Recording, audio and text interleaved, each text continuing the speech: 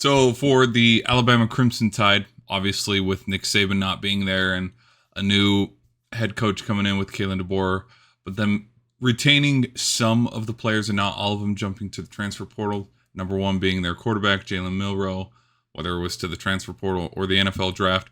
Alabama has a lot of expectations, I would say, just because it's Alabama. It's title or bust every single year. So for year one, okay, Western Kentucky, I mean, come on. Even though, is that Southern Florida, the Bulls?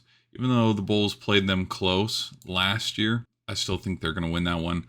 At Wisconsin, okay, there was a graph that I had where it's like, I'm indifferent, where it's an equal. No, we're doing win-loss now. At Wisconsin, that is going to be a win. I don't think Wisconsin has just magically turned it around as a program to be like, okay, yeah, we can go compete with the big boys. They're not there just yet. Then there's a bye week, and then we circle this one. At home against Georgia. This will be the biggest game of their season up until this point, and potentially the biggest game of their whole season, because the other two big games that I can see is the Tennessee one and the LSU one. Like, I did a little bit of a preview for Alabama's schedule, and I think I had them going 9-3 when I looked at it the first time. But again, with these predictions, I'm trying to give the team that I'm looking at the benefit of the doubt. But against Georgia, sorry, Georgia's just too good. Georgia is just too good. They're too loaded. I think it's going to be a close loss. Yeah, it's either a really close game or it's a blowout for the Georgia games. I think that has 24-27 written all over it, or 21-27, where Carson Beck last second drive wins it.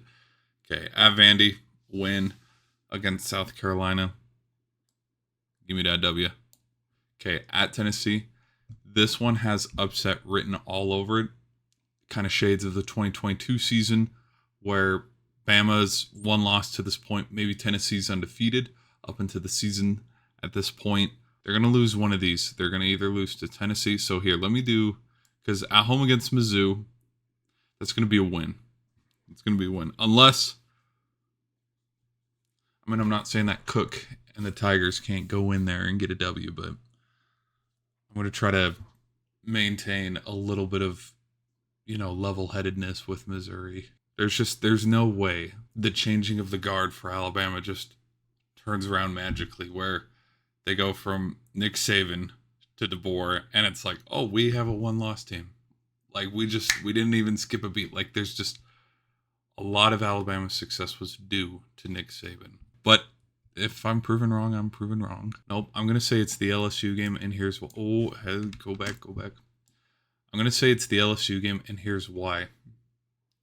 Because their quarterback has a little bit more experience than Tennessee's quarterback. But then against Mercer, easy W. At Oklahoma, come on.